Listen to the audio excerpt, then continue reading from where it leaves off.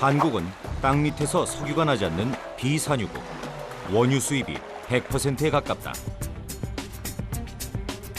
그런데 이곳에선 놀라운 일이 벌어지고 있다. 출항을 기다리는 배. 이 배에 가득 담긴 물건은 석유다. 그것도 한국에서 생산된 한국산 석유다.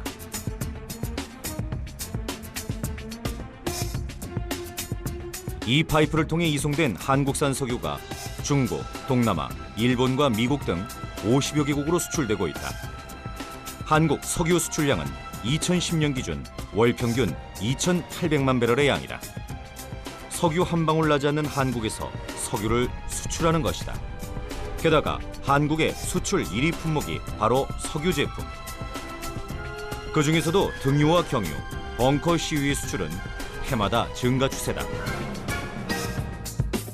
석유 제품 수출 1위부터 5위의 국가는 모두 사우디를 비롯한 주요 산유국.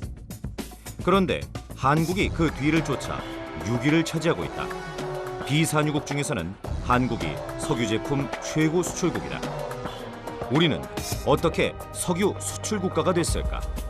단순 정제는 바렐당 1불밖에 못 먹지만은 이 고도화 시설을 통해서 10불 내지 20불을 수익성을 올려서 그 대신 남는 그 고부가 가치 제품을 다시 수출을 하게 됩니다. 그렇게 되면은 우리가 이제 중간 무역을 하는 결과가 됩니다. 일반적으로 원유를 들여다가 기술을 통해서 정제를 해서 다시 다른 나라의 제품을 파는 거죠. 그래서 그 부분이 바로 고도화 시설을 우리가 도입을 해서 그거를 활용을 해서 결국은 부가가치를 창출을 해서 다른 나라에 수출을 하는 거예요. 한국에 유전은 없다. 그러나 수입한 원유를 가공하고 재활용하는 세계적 수준의 정유 시설이 있다. 바로 고도화 시설이다.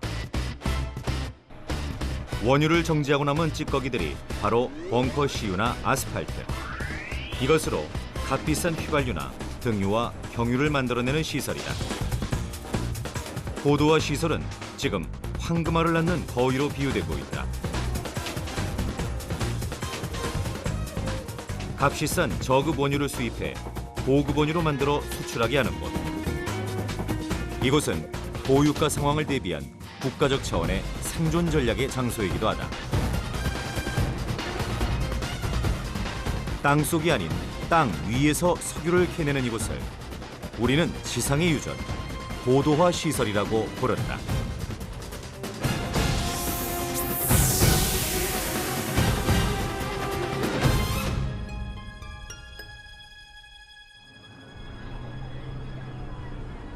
울산 온산항.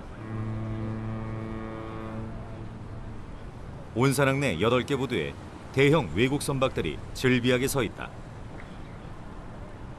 한국산 정유를 싣고 출항을 기다리는 배들과 중동에서 들여오는 원유를 싣고 이곳을 찾은 배들로 연일 북적이는 곳.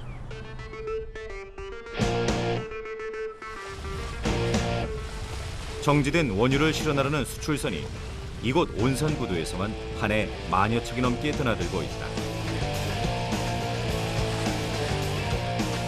여의도 면적 4배에 달하는 정유단지가 밀집된 이곳은 세계 최대 규모의 석유 수출입 부두다. 중동에서 들여오는 원유를 싣고 배 한 척이 도착했다.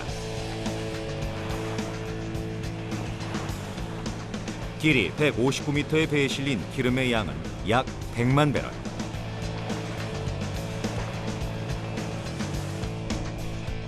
이제 이 원유를 울산 정유공장까지 옮기는 작업이 시작될 것이다. 원유는 지금 저 파이프라인 속에서 이동 중이다. 공항에서 정유공장까지 길게 뻗어 있는 이 원유 수송 전용 파이프라인의 길이는 6km. 원유 도입부터 수출까지 한국산 원유가 이동하는 이른바 석유 고속도로다. 6km를 달려 도착한 곳은 울산의 정유공장. 5cm 지름의 작은 파이프부터 50cm가 넘는 지름의 굵은 파이프까지 크고 작은 수천, 수만 개의 관이 거미줄처럼 얽히고 설켜 있는 곳. 거대한 파이프가 숲을 이룬 이곳에서 원유로 들여온 석유가 정제된다. 70m 이르는 높은 탑 위로 하얀 연기가 뿜어져 나오는 이곳이 바로 정제탑. 원유의 염분을 제거한 뒤 1차 정제 과정이 이루어지는 곳이다. 저장 탱크에서 그 원유를 받았다가 각 그 정제 시설, 우리가 보통 말하는 1차 그 단순 정제 시설로 투입이 됩니다.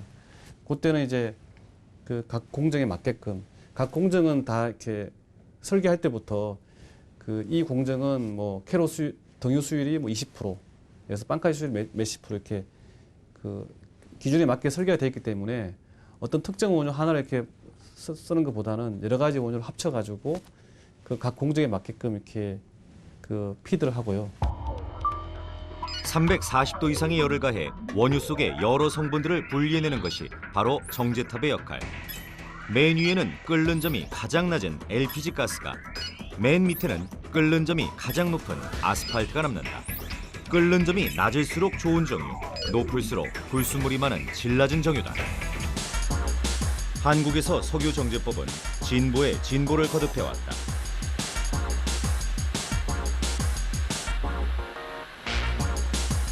1964년 4월 국내 최초로 3만 5천 배럴 규모의 정유 공장이 울산에서 가동된 이후 정제탑에서 정제한 원유를 다시 한 번 더 정제해 부가가치를 높이는 고도화 시설이 1995년 9월 완공된다. 바로 고도화 시설이다. 현재 한국의 고도화 시설은 2002년 이미 세계 5위의 규모로 올라섰고 2011년 현재 아시아 최초, 최대 규모의 경쟁력을 자랑한다. 고도화 시설이란 정제탑에서 1차로 걸러진 정유 중 값싼 벙커 CU나 아스팔트를 다시 정제해 휘발유, 등유 등 값비싼 정유를 만들어내는 곳이다. 현재 한국의 고도화 공정의 방법은 크게 4가지. 벙커 CU와 아스팔트를 정제하기 위해 각각 촉매를 어떤 방법으로 쓰느냐에 따라 나눌 수 있다. 일단 그 원유를 아까 말씀드렸듯이 원유를 사오면은 그 크게 중류 디스틸레이트하고 저희들이 합니다. 아주 쉽게 일단은 분리가 되고요. 그 다음에 분리가 안 되는 그 가장 무거운 유분, 그 휘발이 되지 않는 부분을 그 잔사유라고 부릅니다. 우리말로. 영어로는 이제 뭐 레지드 크루드 또는 리듀스드 크루드라고도 합니다. 그래서 과거에는 이런 그 잔사유는 그냥 해상 선박에 들어가는 그냥 연료로만 썼는데 그 수익성이 이제 원유가 비싸지고 경제성을 더 부가가치를 창조하기 위해서 그 잔사유 유분을 뭔가 반응을 통해서 우리가 이제 고가의 제품 또는 우리 소비자들이 실제로 필요로 하는 휘발유나 경유 같은 것들을 만들게 됩니다. 그런 만드는 과정이 그 중에 하나가 여러 가지 기술이 있는데 그 중에서 가장 그 보편적으로 많이 쓰는 기술 중에 하나가 그 FCC 공정입니다. 이곳은 전남 여수에 위치한 고도화 시설.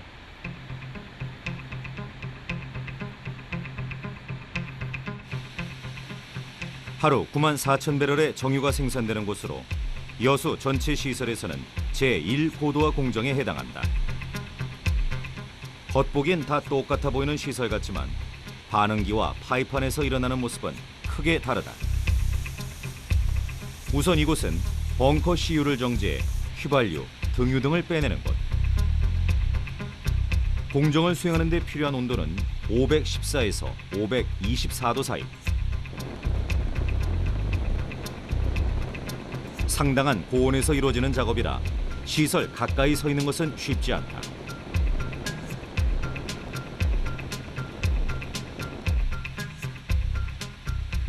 이 시설에서 벙커 CU를 분해하는 방법을 RFCC 공법이라고 하는데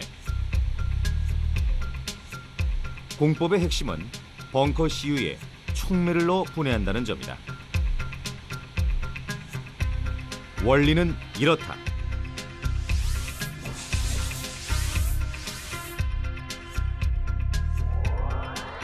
반응기 속의 온도는 약 525도이며 약 3kg의 압력을 가하고 촉매제를 넣어준다. 그러면 촉매는 벙커 CU 속을 순환하면서 벙커 CU의 분자들을 조각조각 쪼개어 분리해 나가는 식이다.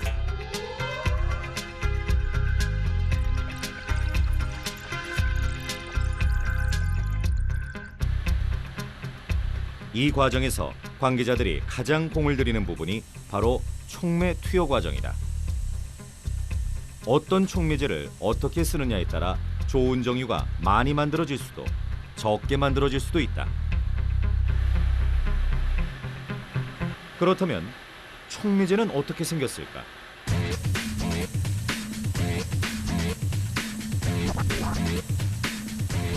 이곳은 촉매 탱크다. 촉매제를 실은 차가 탱크 앞에 도착했다. 이 공정에 쓰이는 촉매제는 무엇보다 유동성이 좋아야 한다.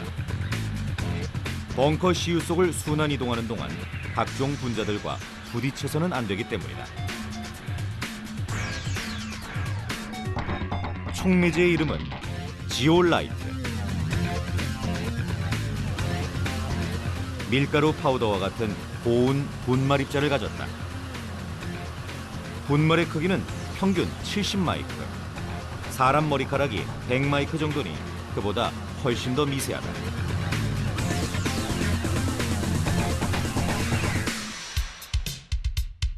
그렇다면 촉매제가 들어간 반응기 안에선 대체 어떤 일들이 일어나고 있을까? 촉매가 하는 역할을 눈으로 확인하기 위해 간단한 실험을 해봤다. 여기 이산화망간니즈산 칼륨이 들어있다.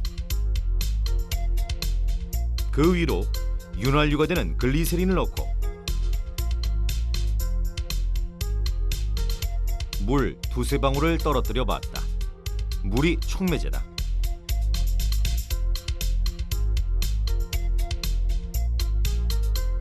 잠시 후 연기가 피어오른다.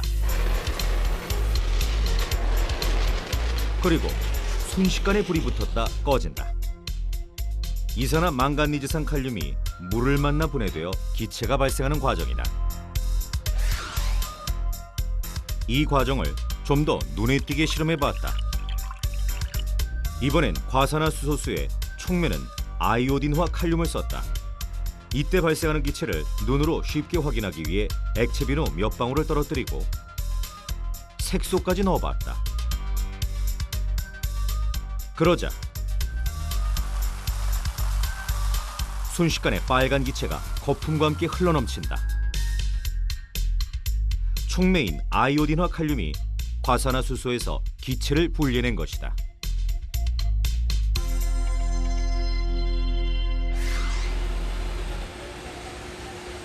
RFCC 공정시설에 있는 반응기와 파이프라인 안에서 일어나는 과정도 이와 비슷하다. 단순 정제시설에서 가져온 벙커 CU가 촉매를 만나 조각조각 깨어져 분리가 된다. 벙커 CU와 촉매가 만나 반응이 이루어지는 시간은 불과 2~3초. 반응기 속에서 분리 과정을 거쳐 벙커 CU가 정유돼 나오고 있다. 휘발유다. 촉매에 의해 분자가 잘 잘라져 적당한 크기가 되면 휘발유가 되고 좀 덜 잘라지면 무거운 성분이 돼 경유가 되는 식이다. 각 그 제품들 간에는 이제 휘발도가 차이가 있어요. 그래서 LPG 같은 거는 같은 조건이라도 상대적으로 더 휘발성이 높고 제일 무거운 중류 같은 경우에는 상온에서나 특별한 조건에서 증발이 되지 않습니다. 그래서 그 증발되는 정도를 휘발도라고 하고 상대의 휘발도, 보통 분들은 이제 끓는 점의 차이를 이용해서 중류를 한다 이렇게 생각하시는데 보다 정확한 표현은 이제 분리하고자 하는 물질들의 휘발도의 차이를 이용해서 분리를 한다 이렇게 생각하시면 되고요. 일반적으로 원유 정제탑에서 1차로 단순 정제를 하면 가장 많이 나오는 성분이 벙커 CU와 아스팔트다. 문제는 이 두 정유가 연소가 쉽게 안 되고 불순물이 많아 LPG 휘발유나 경유에 비해 싸고 질이 낮다. 1차 정제만에서 정유를 내다 팔면 배럴당 1달러 안팎의 수익이 남는데 고도화 시설에서 정제를 거치면 10달러 이상의 수익을 남길 수 있다. 이 고도화 시설을 통해 단순 정제로 정유를 수출했을 때보다 5배가 넘는 부가가치를 얻었다는 보고도 있다. 최근 고도화 시설이 주목받는 이유는 또 있다.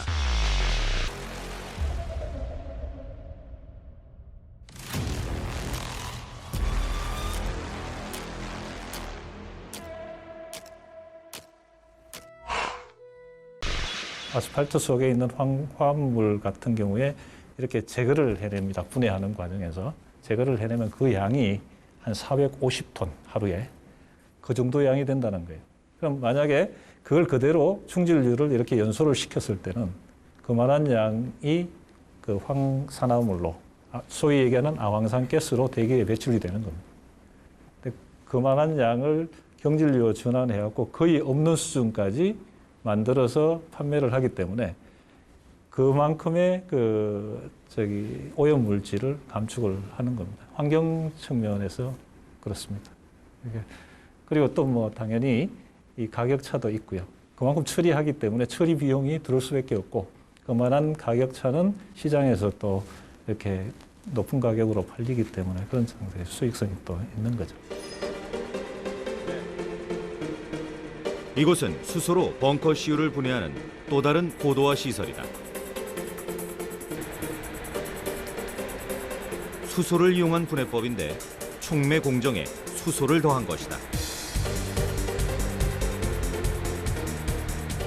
촉매만으로 벙커 CU를 분해하던 RFCC 공정에서 진일보한 것으로 평가받는다.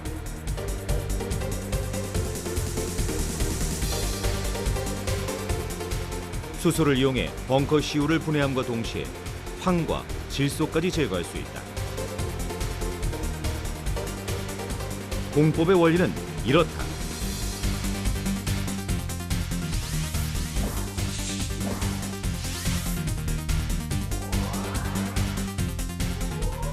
반응기에 벙커 CU가 들어있다. 고온 고압 상태의 반응기에 수소를 첨가해 황을 걸러낸다. 이후 촉매 분해 공정을 한 번 더 거친다. 그 결과물이 바로 등유와 경유 등이다. 그 열분해를 하게 되면은 더 불안정한 물질이 생성되기 때문에 그걸 촉매를 이용을 해가지고 그 불안정 물질들이 안정화된 물질을 만들어 주는데요. 그러기 위해서는 수소가 필요합니다. 그래서 수소를 그 반응기에다 넣습니다. 그래서 어떻게 보면 수소를 넣어가지고 그 분해도 시키고 거기에 있는 화학 성분들을 H2S 형태로 해가지고 제거를 합니다. 그렇다면 반응기 안에서 어떤 현상이 일어나고 있는지 좀 더 쉽게 확인해 보자. 먼저 아연이 든 비커에 황산을 넣는다.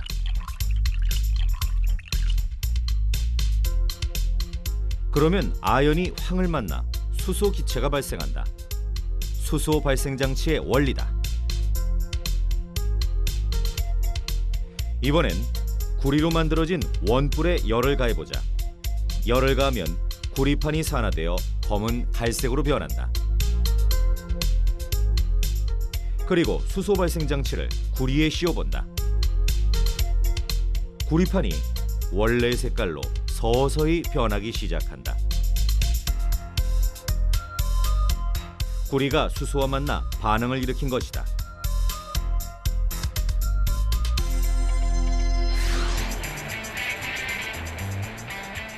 벙커 CU도 이와 비슷하다. HCR 공정 과정의 핵심은 수소를 이용한 황 제거 과정. 황이 비교적 많이 제거되면 경유, 덜 제거되면 아스팔트가 된다. 하루 평균 이곳에서 정제되는 벙커 CU의 양은 약 6만 배럴. 벙커 CU를 증류시키는 반응기는 무게 1351톤, 높이 65m, 직경 15m로 순수 국내 기술로 제작된 단일 기기로는 세계 최대 규모다. 하지만 남은 문제가 있다. 그래도 걸러지지 않는 아스팔트. 결국 이를 위해 또 다른 고도화 시설이 필요했다. 제1공장의 의미는 가장 값싼 방카시유를 원료로 해서 제일 고도화 시설을 지어서 이 방카시유를 투입을 해서 아까도 얘기했지만 바렐당 30불이 나오는 이러한 고부가가치 제품을 일단 만들었습니다. 그것이 어떻게 생각하면 1세대라고 할 수가 있겠습니다. 2세대는 다시 거기서 나오는 또 남는 방카시유를 또 다른 기술을 통해서 제2공장을, 제2중진류 공장을 건설을 했습니다. 마지막 남은 부분이 이것은 저희가 이제 세계적으로 자랑할 만하고 이 부분은 앞으로 저희가 기술 수출을 할 수 있는 부분이라고 할 수 있는 것이 제3중진류 분해 시설은 아스팔트를 원료로 해서 똑같은 기술을 거기다 투입을 해서 더욱 고부가치가 나는 이런 제품을 만든 겁니다. 2008년 약 62만 제곱미터의 부지에 VRHCR 공정을 위한 시설이 착공됐다. 축구장 80개 크기의 부지. 완전 가동에 들어가기까지 걸린 공사 기간만 대략 2년 2개월이 걸렸다.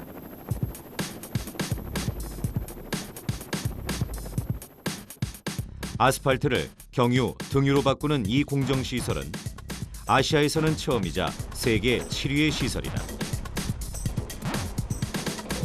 세계적으로도 시설 자체가 드문 만큼 쉽지 않은 공사였다. 투입된 인원만 연 300만여 명, 건설 비용 2조 2천억 원이 투입된 대공사였다. 거대한 시설이 들어서는 만큼 땅에 기반을 다지는 작업에도 공을 들였다. 이곳의 지층은 습도에 따라 부피의 변화가 큰 팽창성 지층. 지반이 연약하고 물이 잘 빠지지 않는 진흙벌에 가까운 곳이다. 시공팀은 대형 파일 공사를 감행했다. 지반을 뚫어서 흙을 제거한 뒤 빈 곳에 철근망을 삽입한 것이다. 철근망 하나당 190톤을 지탱한다.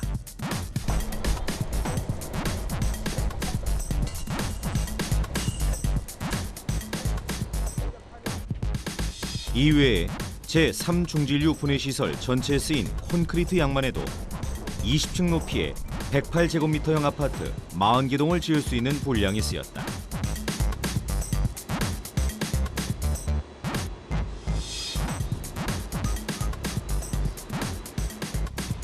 정제탑의 꼭대기인 타워마스터를 세우는 일도 관건이었다.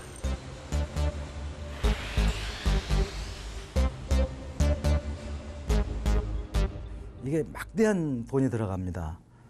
일례를 들어서 단순 정제 같으면은 동일한 규모를 건설하는데, 정육공장을 건설하는데 이게 1천억이만 들어가는 이런 부분이 이 고도화 시설을 들 때는 1조가 들어갑니다. 그러니까 10배의 투자비가 필요한 겁니다. 먼저 지반을 다진 후 정제탑의 기초가 되는 직육면체의 철기둥을 세워야 했다.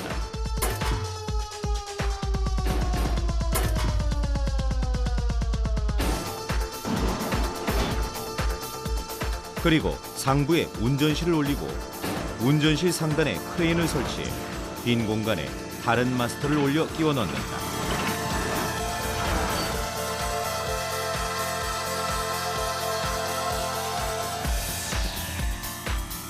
이 작업을 반복해 쌓아 올린 정제탑 한 개의 높이는 50m, 폭 4.2m에 이르는 규모다.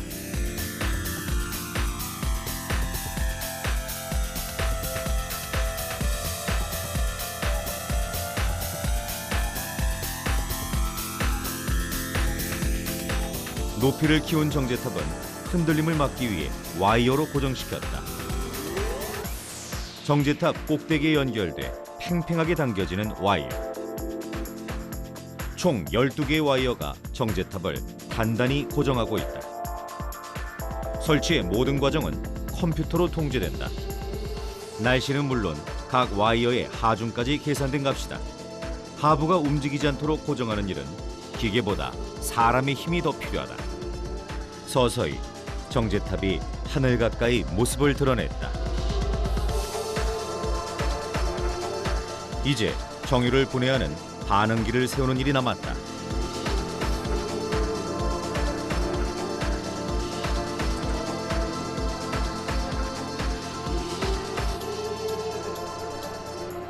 반응기를 들어 올리는 일도 정제탑을 세우는 일만큼 더디고 어렵게 진행됐다.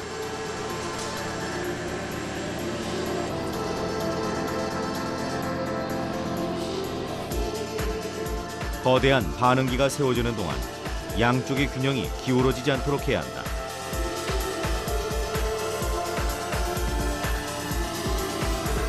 반응기를 지탱하는 와이어에 하중이 골고루 실리지 않으면 금방이라도 반응기는 한쪽으로 기운다.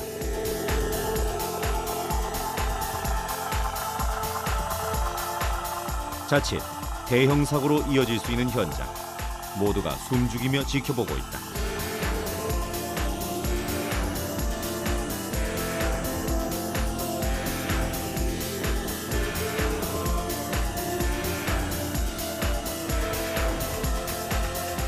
드디어 반응기가 제자리를 잡는다.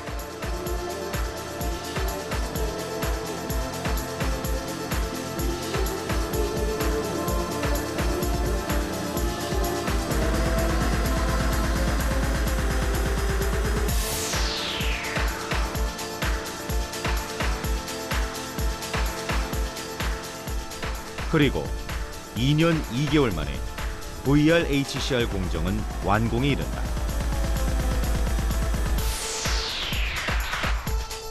지금 이곳에선 하루 6만 배럴의 아스팔트를 분해하고 약 4만 5천 배럴의 등 경유를 생산해 전량 수출하고 있다.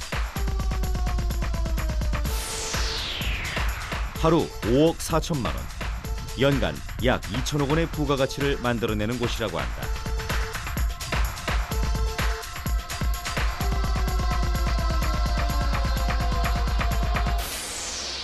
우선은 방카시를 원료로 했을 경우에는 수익성이 바렐당 10불 내지 20불 선이라고 아까 말씀을 드렸는데, 버릴 수밖에 없는 아스팔트를, 도로나 깔 수 있는 이 아스팔트를 원료로 집어넣었을 경우에 가격 경쟁력 면에서는 거의 뭐 2배가 나올 수 있는 30불 정도까지 이익을 낼 수가 있습니다. 하늘 높이 솟은 증류탑과 커다란 반응기를 중심으로 거대한 파이프의 숲을 이룬 곳.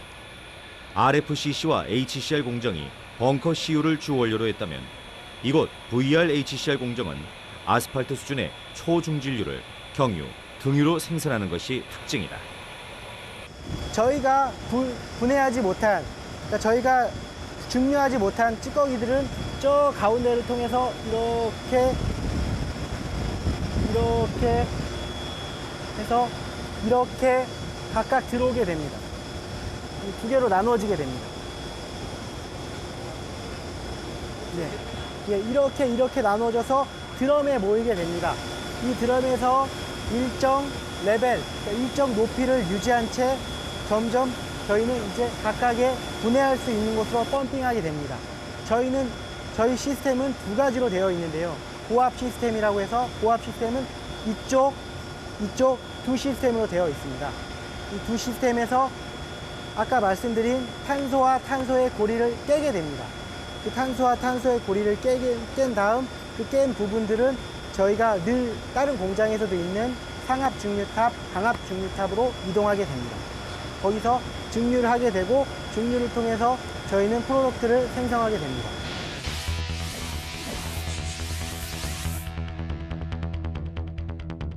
벙커 CU보다 더 무거운 아스팔트를 분해하기 위해 이곳에서는 촉매에 수소를 첨가하는 방법을 선택했다.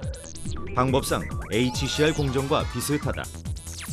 아스팔트를 수소와 반응시켜 황화합물을 제거한 후 촉매로 남은 성분들을 다시 분리해낸다.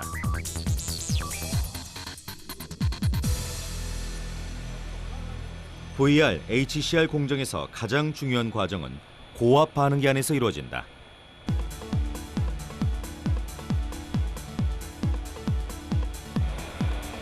RFCC 공정과 달리 온도는 상대적으로 낮고 압력은 높다. 200화 이상의 압력에 400도 이상의 열을 가하면 아스팔트가 분해되기 시작한다. 아스팔트는 액체라기보다는 거의 덩어리 가진 상태. 불순물 함량이 많고 휘발도가 높기 때문인데 압력을 높여 이를 부드럽게 해주는 것이다. 지금 2km 이르는 이 복잡하고 긴 파이프라인을 통해 업그레이드된 아스팔트가 이동하고 있다. 이 VRHCR 공정에서 가장 중요한 거는 반응기인데요. 그 반응기와 그다음 반응기 안에 있는 그 촉매를 어떻게 띄우는가 그런 문제인데요. 여기에 있는 촉매는 위로 띄워야 됩니다. 위로 띄운다는 건 뭐냐면 저희가 흔히 그 라면을 끓일 때 물을 끓고 나서 라면을 넣지 않습니까? 그럼 라면이 둥둥둥 뜨지 않습니까? 그리고 불을 끄게 되면 라면이 면발이 가라앉죠. 이 면발이 가라앉은 상태가 일반적인 그 정유 공장에서 쓰고 있는 반응기 및 촉매의 모습이고요. 저희 이 VRHCR의 반응기는 이 면발이 위로 뜨게끔 만들어주는데 이거는 촉매하고 그 원료가 서로 접촉하는 시간을 줄여주기 위해서 그렇게 한 거고요. 반응기 앞으로 촉매가 도착했다.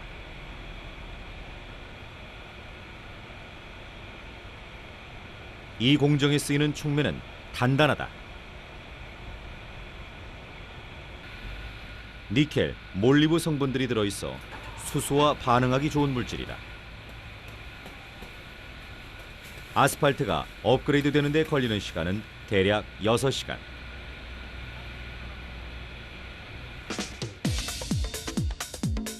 고도화 시설에서 진행되는 모든 공정은 첨단 제어 시스템으로 24시간 관리된다. 거대한 파이프 숲 사이로 사람이 거의 보이지 않았던 이유다. 정제탑과 반응기, 파이프라인 속에 들어있는 벙커 CU와 아스팔트의 움직임을 통제하고 조정하는가 하면 또 폐수 처리 및 재활용 시설, 오염물질 배출 상태를 모니터링하는 24시간 원격 제어 통제 시스템이 가동되는 곳이다. 모든 공정 과정을 통해 최종적으로 나온 정유의 품질 적합성 여부도 철저히 관리된다.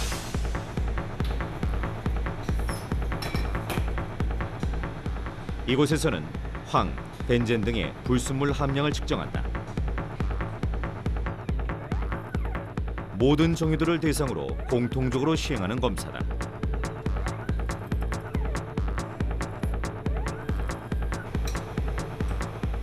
LPG 휘발유에서는 특히 황 함유량 검사가 엄격하다.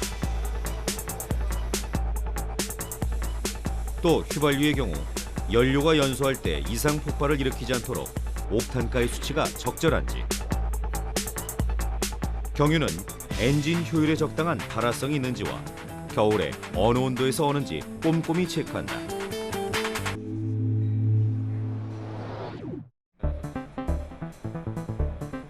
벙커 CU와 아스팔트는 1차 일반 정제에서 나온 저급의 정유. 원유의 찌꺼기에 해당하는 이 두 정유가 고도화 시설의 주요 재료가 된다.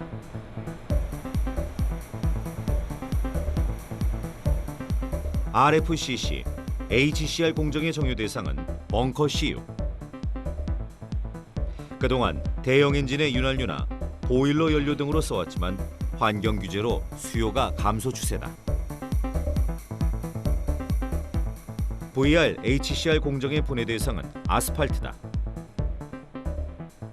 아스팔트는 흔히 돌, 모래 등과 섞어 아스팔트 콘크리트로 불리는 도로 포장재로 쓰여왔다. 이번엔 RFCC 공정에서 촉매를 넣고 분해한 벙커 CU의 변신을 보자. 무겁고 끈적끈적한 벙커 CU가 부드럽고 가벼운 휘발유와 등유, 벙커 CU로 걸러졌다. 수소에 촉매를 넣고 분해 공정한 HCR 공정에서의 벙커 CU도 마찬가지. 휘발유와 경유, 벙커 CU, 아스팔트로 다시 분리돼 나왔다.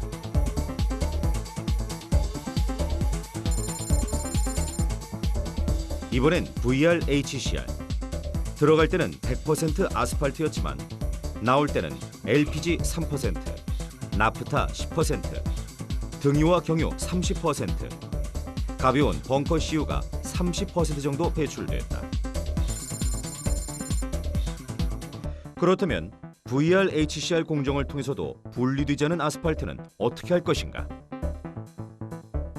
그 문제를 해결하는 것이 바로 최신 공정인 VGO FCC 공정의 핵심이다.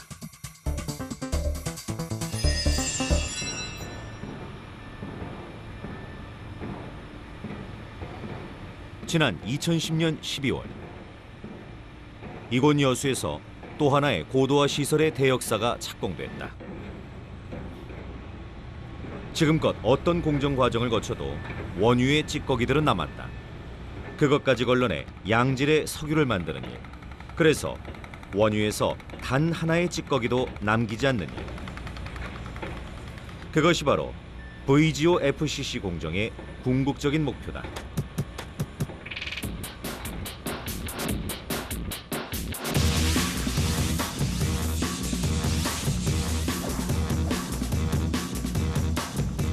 VGO FCC 공정을 통해 정제할 정유는 저유황 벙커 CU.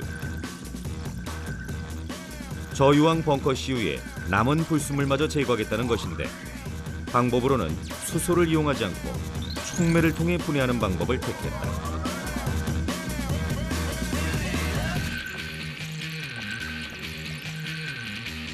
제3중진류 분해 시설까지를 가지고 있는데 지금 고도화 비율로 하면 28.5%입니다. 근데 제4중진류 분해 시설이 완공이 되면 고도화 비율이 35.3%가 됩니다. 35.3%라는 거는 그 현존하는 기술로서는 거의 그 최고로 많이 이렇게 분해를 하는 그 정도라고 볼 수 있습니다. 더 이상 분해가 거의 찌꺼기가 남지 않는 그 정도로 거의 다 분해를 하는 것을 의미를 합니다. VGO FCC 공정이 완공되면 하루에 53,000배럴의 중진류를 분해하는 고도화 시설이 될 것으로 기대하고 있다. 이 시설은 온도는 높지만 압력이 낮고 수소를 사용하지 않아 건설 비용과 생산 원가가 상대적으로 낮다. 경제성이 좋다. 또 연간 대기 중으로 배출되는 황화합물 7천만 톤을 감소하는 효과가 있을 것으로 기대하고 있다.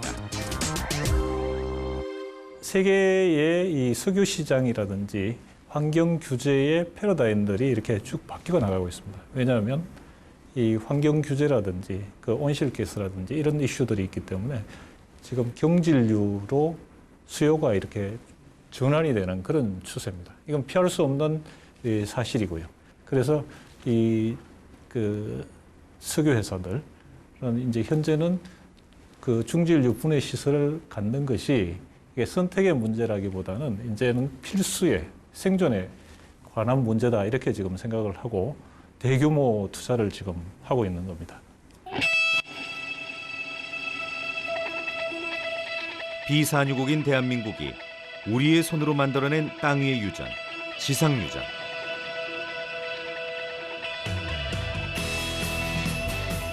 그 꿈을 가능하게 했던 시설이 바로 고도화 시설이다.